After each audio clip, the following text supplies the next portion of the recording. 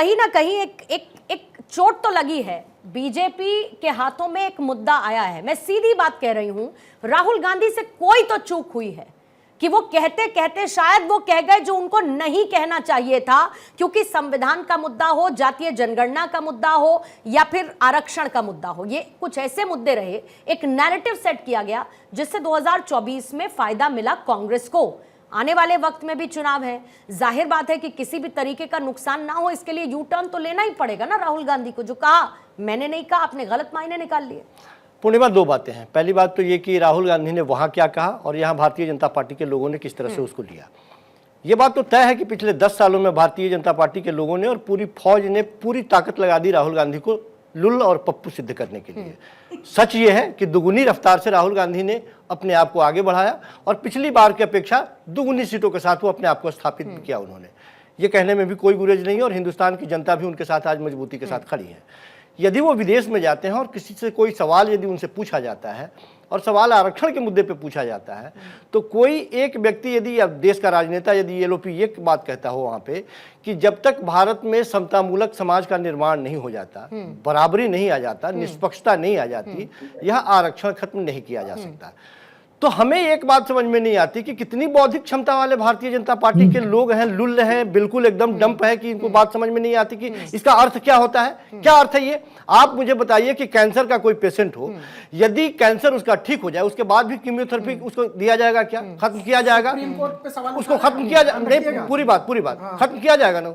मैं सिर्फ ये कह रहा हूं कि राहुल गांधी यही बात कहने का प्रयास कर रहे हैं कि अभी नहीं सुनिए, आप लोग पूरी ताकत आप लोगों ने लगा दी, पूरी ताकत।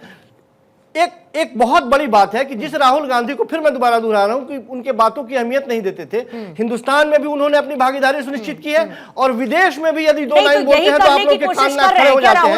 यही करने की कोशिश कर रहे हैं ना कि वैश्विक स्तर पर आप इसके 2-3 मायने समझिए। कौशिक साहब, आप मेरे से सीनियर जर्नलिस्ट हैं, लेकिन वैश्विक ख्याति बढ़ती है राहुल गांधी की। राहुल गांधी आज विदेश में है, भारत में उनकी चर्चा हो रही है। जो साथी हैं, जो उनके विपक्ष हैं, वो राहुल गांधी को ज्यादा गंभीरता से लेते हैं कि राहुल गांधी देखिए कितनी बौद्धिक और गंभीरता वाली बात कर रहे हैं। लेकिन साहब, जब राहुल गांधी एक एलओपी होने के नाते एक सेकंड, जब राहुल गांधी एलओपी होने के नाते अगर फैक्ट्स को गलत कोट करते हैं तो फिर आप सोचिए उनका सारा किया कराया ढेर हो जाता है। ये कहते हैं कि राहुल गांधी क्या, उनको क्या लिखने वाले ने गलत लिख कर दे दिया क्या? मेरी बात अब पूरी हो जाएगी। बोल तो लेने दीजिए ना, कम से कम बोलने तो दीजिए ना। मैं कह रहा हूं कि हिंदुस्तान में जिस तरह से राहुल गांधी को दबाने का या उनके स्टेटमेंट को जिस तरह से खंडित करके दिखाने का प्रयास किया गया, अब मुश्किल यह है कि वो प्रधानमंत्री के समकक्ष विदेश में भी जा रहे हैं, कुछ बोल रहे हैं, तो वहां भी मोदी जी के समकक्ष अपने आप को खड़ा करते हुए दिखाई दे रहे हैं। भारतीय जनता पार्टी के लिए परेशानी है, आप राहुल गांधी को विदेश में भी बोलते हुए नहीं देखना चाहते हैं। अरे लोग उनको भी सीरियस ले रहे हैं, लोग पूछ रहा हूं। नहीं, सबसे बड़ी बात यह है, सबसे बड़ी बात मुझे हेडलाइंस के लिए जाना है। कौशिक साहब, हिंदुस्तान में एक ऐसी सरकार है, राहुल गांधी बात कहते हैं कि हिंदुस्तान में एक ऐसी सरकार केंद्र में बैठी हुई है जो मुझे हेडलाइंस के लिए जाना है जिस दूसरे राज्यों में जहां पर दूसरी पार्टियों की सरकार है, सबसे बड़ी बात ये आप ये कह रहे हैं, संविधान कौशिक जी मुझे हेडलाइंस के लिए जाना है, लेकिन सबसे बड़ी बात मैं इसी बात पर लौटूंगी। कौशल कांत जी इसका जवाब देंगे, कांग्रेस के प्रवक्ता भी हमारे साथ सुमित मौजूद है। लेकिन सबसे बड़ी बात आप ये कह रहे हैं कि राहुल गांधी की आवाज को दबा रखा है। 10 साल से इस सरकार ने राहुल गांधी की आवाज को दबा रखा है। माफ कीजिएगा साहब, हर जगह 56 इंच का सीना, ऊपर से आकाशवाणी उनको होती है, भविष्यवाणी कर देते हैं, स्वयं अवतरित हुए हैं, जेल में डाल दूंगा, ये सब बातें जो कहते हैं सारे कांग्रेस के नेता, इसको आवाज दबाना नहीं कहते हैं। तो मैं आपके पास आते हुए अपनी बात को रखिएगा। देखिए, जो राहुल गांधी जी की पॉपुलैरिटी है, उनका भारत का सत्य देश में और विदेश में बताना है, इससे जो घबराहट हो रही है माननीय गृह मंत्री जी से लेके और इस स्टूडियो में बैठे कुछ लोगों में, वो साफ नजर आ रही है।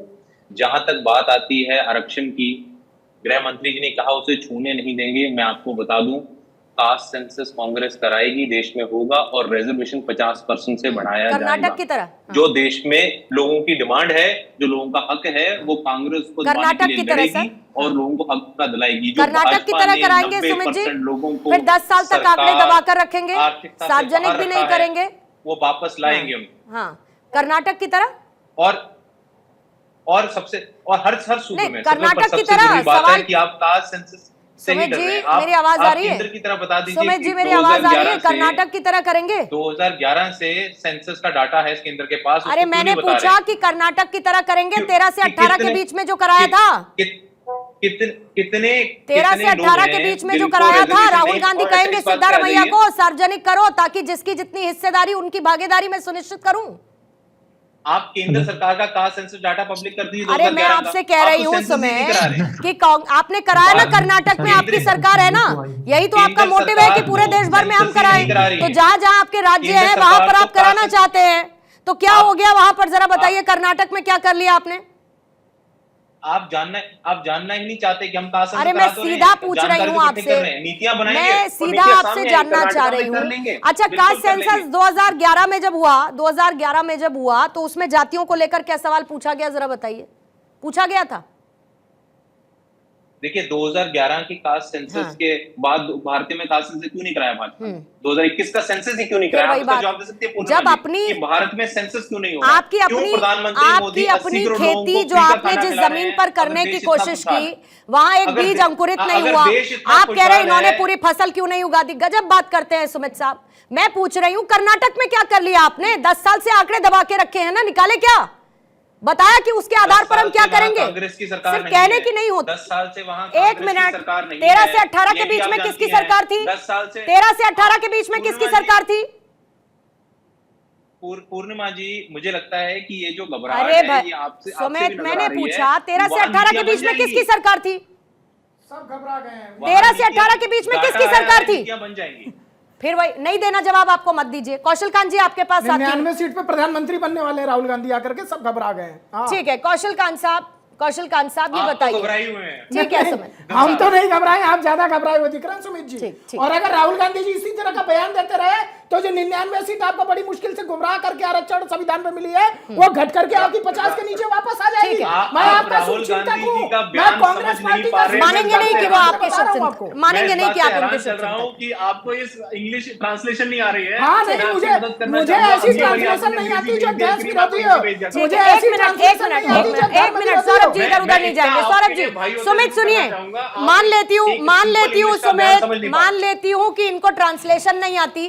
राहुल गांधी को इंडिया में ए का मतलब अलायंस तो पता है ना, ठीक है ना, उनको पता है ना, इनको नहीं आती। चलिए छोड़ देते हैं। कौशल कांत जी आपके पास आते हैं। कौशल कांत जी ये बताइए, सभी दलों को अपने वोट बैंक की चिंता सता रही है ना, क्योंकि आपको ये तो पता है कि आरक्षण का मुद्दा कहीं ना कहीं कांग्रेस के हाथों हाथ चला गया जातीय जनगणना को लेकर। फिर आप कह रहे हैं कि जब सरकार का स्टैंड क्लियर है तो मैं कहती हूं कि इसको आगे बढ़ाइए ना, आगे बढ़ाइए, जो नियमित प्रक्रिया है उससे आगे बढ़ाइए। क्यों इसको एक राजनीतिक मुद्दा बनने दिया जा रहा है? आप भी थोड़ा खींचे, वो भी थोड़ा खींचे, जिसके हिस्से अमृत ज्यादा आ जाए फिर वो अमर हो जाए। बिल्कुल पूर्णिमा जी, आप सही कह रहे हैं। मैं पहले सौरभ जी का जवाब दे देता हूं। आपने ऑलरेडी सवाल पूछ लिया है, वो शायद सुन नहीं पा रहे थे या जानबूझ के सुनना नहीं चाहते थे कि कर्नाटक में इन्होंने कास्ट सेंसस करा रखा, वो अभी तक पब्लिक क्यों नहीं किया। पहली चीज, 2011 में कास्ट सेंसस हुआ था और उस कास्ट सेंसस के बाद 2014 तक इन्होंने कास्ट सेंसस को रखा नहीं। उसकी सच्चाई बता देता हूँ किस तरह से इन्होंने कास्ट सेंसस किया था। तो पूर्णिमा जी, ऑन डॉक्यूमेंट 47 लाख जातियां इन्होंने कास्ट सेंसस में निकाली थी। हाँ। और जहां तक रही कास्ट के नंबर को जान करके अपलिफ्टमेंट करने की बात अगर हम करते हैं पूर्णिमा जी, तो SC/ST का जो कास्ट होता है वो SC/ST एक शेड्यूल्ड है, कोई जाति नहीं है। उसमें हर जाति के नंबर ऑलरेडी सेंसस में डिफाइंड होते हैं। आप समझ रहे हैं ना? उसमें जो जातियां आती हैं SC में और जो ST में आती हैं, उसमें जो जितनी कास्ट होती सबके नंबर ऑलरेडी सेंसस में रिकॉर्डेड हैं, होते हैं। मैं अपने दोस्तों को बता दूं, जाके देख ले। पर क्या इन्होंने पिछले 70 सालों में उस जाति को आइडेंटिफाई करने की कोशिश की? मुसहर को, वनटंगिया को, जिसको कि आज तक एक भी सरकारी नौकरी नहीं मिली। वनटंगिया समूह जो उत्तर प्रदेश का था, जिसको voter ID card Yogi ji की सरकार ने दिया। आपने केवल इन्हें करनी है क्या? जाति के नाम पे राजनीति। तो कभी इनकी नानी कहती हैं, दादी कहती हैं कि जात पर न पात पर मोहन नहीं की हाथ पर, और राहुल गांधी कहते हैं जात पर ही जात पर, जीतेंगे हम जात पर। तो जहां तक इनका कहने का, ये जो राजनीति कर रहे हैं जाति को लेकर के, समस्या मेरी उसमें है। हम सबका साथ, सबका विकास, सबका प्रयास और सबके विश्वास के जरिए जिस तरीके से सबको तो बराबर कर दीजिए ना, इसको डाइल्यूट कर दीजिए ना। हम कब इस जातीय व्यवस्था से, ये राजनीतिक लाभ के लिए इससे कब उठ पाएंगे साहब? आपको तो तीसरा टर्म मिला है ना कौशल कांत जी, खत्म करिए ना इसको, बढ़ाइए आगे।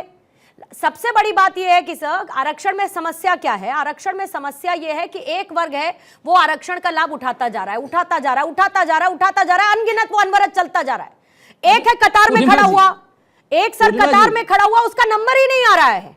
पूर्णिमा जी, कांग्रेस का कैरेक्टर देखिए कि धारा 370 खत्म हुई है कश्मीर में, जहां पर ओबीसी आरक्षण, SC/SC आरक्षण अब लागू हो रहा है, तो कह रहे हैं धारा 370 हम दोबारा रिवर्ट करेंगे। ये इनका कैरेक्टर है। इनका कैरेक्टर है AMU में और जामिया में और उस्मानिया यूनिवर्सिटी में, जहां पर SC/ST OBC को आरक्षण नहीं दिया, उसके बारे में बात नहीं करेंगे। और एक आखिरी बात कहता हूं पूर्णिमा जी, पूर्णिमा जी इन्हें उससे प्रॉब्लम नहीं है। आप ये देखिए जिस तरह से माइनॉरिटी को की बात अगर हम करते हैं, माइनॉरिटी OBC भी होती है, माइनॉरिटी भी होती है, माइनॉरिटी EWS भी होती है, माइनॉरिटी के कुछ सेक्ट ST में भी आते हैं।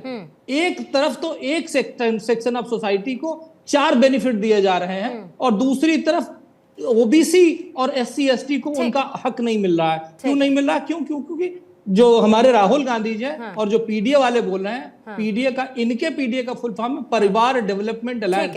अदरवाइज आप ये बताइए ना, जवाहरलाल नेहरू से लेकर के राहुल गांधी और उसके बाद आने वाले रोहल गांधी तक की पूरी सीरीज तैयार है, रिजर्व है। मेरे पास बहुत लिमिटेड टाइम है, जल्दी से जोशी जी आपको 40 सेकंड देती हूँ जवाब के लिए। देखिए, आज भारतीय जनता पार्टी का दर्द आदरणीय कौशल कांत जी के रूप में सुनाई देता है और ये PDA का दर्द है। बार बार अमित शाह से लेकर मोदी जी से लेकर योगी जी क्यों परेशान है? क्योंकि PDA ने जवाब दिया था ठीक सा 2024 में। 400 पार का जो नारा था वो उत्तर प्रदेश से खत्म हुआ इनका।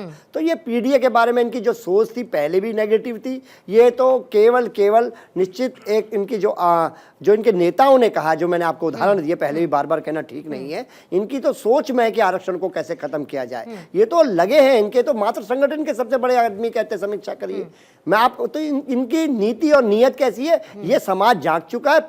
PDA को माननीय अखिलेश यादव जी के नेतृत्व में पूरा जनजागरण करके हमने जागृत कर दिया है और PDA आरक्षण की लड़ाई को कभी खत्म नहीं होने देगा। और निश्चित तौर पे माननीय अखिलेश यादव जी आरक्षण मिला है समाजवादी पार्टी में, सब लोग जानते हैं। एक ही परिवार के 32 लोग जिस तरह संवैधानिक पदों में थे और अभी भी 5-5 लोग हैं। जनता को चीज है, लोकतंत्र को चीज है। मेरे पास समय नहीं है सब, इसी को हम बोलते हैं परिवार डेवलपमेंट अलायंस, जिसकी आप और राहुल गांधी दोनों बात कर रहे हैं। ठीक है सर, राहुल गांधी के खून में आरक्षण विरोध है और जिसका जिक्र आप भी बहुत सारे पन्ने पलटते हुए कर रहे थे, लेकिन उसके बावजूद यहाँ पर भुवन भास्कर जोशी जी कह रहे हैं खत्म यही करेंगे, राहुल गांधी नहीं करेंगे, खत्म यही करेंगे। पूर्णिमा जी, मुझे लगता है कि आप बहुत स्टेटमेंट दे रहे हैं। मैं आ रही हूँ सुमित, मैं आ रही हूँ सत्य नहीं। मैंने बीजेपी का स्टेटमेंट कोट किया है सुमित जी, आ रही हूँ आपके पास, रुकिएगा। सौरभ जी देखिए पूर्णिमा जी, आप बहुत निर्भीक पत्रकार हैं। आपकी पत्रकारिता को सलाम। जो आपने एक प्रश्न, महत्वपूर्ण प्रश्न पूछा था, किसी भी राजनीतिक पार्टी के पास उसका जवाब नहीं है कि जो क्रीमी लेयर की सुप्रीम कोर्ट ने बात की थी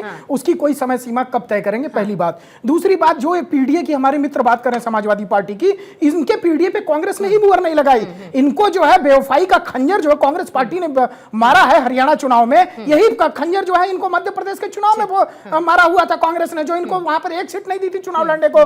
अभी वो PDA की पूरे देश में बात कर रहे हैं। हमारे नेता बड़े मन के व्यक्ति हैं। आप बोल रहे हैं, जोशी साहब नहीं, आप बोल रहे थे, पूरा कर दीजिए। देखिए सबसे बड़ी बात, और देखिए एक जाति थी देवगौड़ा। जब देवगौड़ा जी को प्रधानमंत्री बनाया गया तो यही कांग्रेस के दल जो है चिल्ला के कह रहे थे कि हमने पिछड़ी जाति वाले को प्रधानमंत्री बनाया। सुनिए प्रधानमंत्री, लेकिन वो जाति वास्तव में पिछड़ी नहीं थी। जब अमित शाह जी गृह मंत्री बने 2015 में, उस जाति को अति पिछड़ी वर्ग में डालने का काम किया गया। OBC समाज को संवैधानिक दर्जा मोदी सरकार में दिया गया और बाबा साहब अम्बेडकर दिवस को संविधान दिवस के रूप में मनाने का कार्य मोदी सरकार ने किया। तो ये तमाम तरीके के आरक्षण और 30 सेकंड का जरा आप टाइमर रखेंगे जल्दी से, 30 सेकंड का टाइमर रखेंगे। संजीव कौशिक जी आपसे, फिर उसके बाद सुमित 30 सेकंड के लिए क्लोजिंग कमेंट के लिए आपके पास। हम तो यही कहेंगे कि भारतीय जनता पार्टी के लिए राहुल गांधी की अहमियत कितनी बड़ी हो गई है आज के वक्त में कि कुछ भी वो बोलते हैं उसके अगेंस्ट में गृह मंत्री तक, उनके अगेंस्ट में गृह मंत्री तक चले जाते हैं। जो बात उन्होंने नहीं कही है, जो बात नहीं, जो बातें उन्होंने कही ही नहीं। जो व्यक्ति ये कह रहा हो कि जिसकी जितनी जनसंख्या उसके आधार पर उसकी भागीदारी मिलनी चाहिए, वो आरक्षण के दायरे को और बढ़ाना चाह रहा हो, उसके बारे में ये आरोप लगा देना कि आरक्षण खत्म करने की बात है और देश के गृह मंत्री ये बात बोल रहे हो, चलिए। तो निश्चित तौर पर राहुल गांधी की जल्दी अहमियत से क्या आप सुमित समझ आपका सकते एक क्लोजिंग कमेंट ले रही हूँ, समय से ऊपर हूं सर, जल्दी से प्लीज।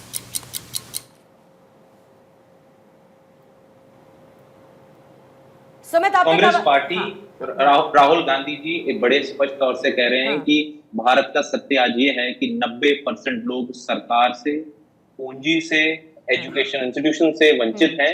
उनको वो हक दिलाया जाएगा, कास्ट सेंसस किया जाएगा और रेजोल्यूशन 50% से बढ़ाई जाएगी। ठीक है। पूर्णिमा जी, मैं आपको एक और बात बता दूं कि ऑक्सफैम की एक रिपोर्ट आई थी कि मीडिया में 90% अपर कास्ट लोग हैं जो एंकर होते हैं। मुझे लगता है बदलाव हर जगह की जरूरत है हाँ। और हर जगह पे हर भारतीय को मौका मिले। ये राहुल गांधी की लड़ाई है और बहुत राहुल अच्छी गांधी बात है इस लड़ाई को लड़ सर। रहे हैं। एक और बात मैं अंतिम में जाते जाते कहना चाहती हूँ, कान खोल के सब सुन ले, मेरा भारत महान।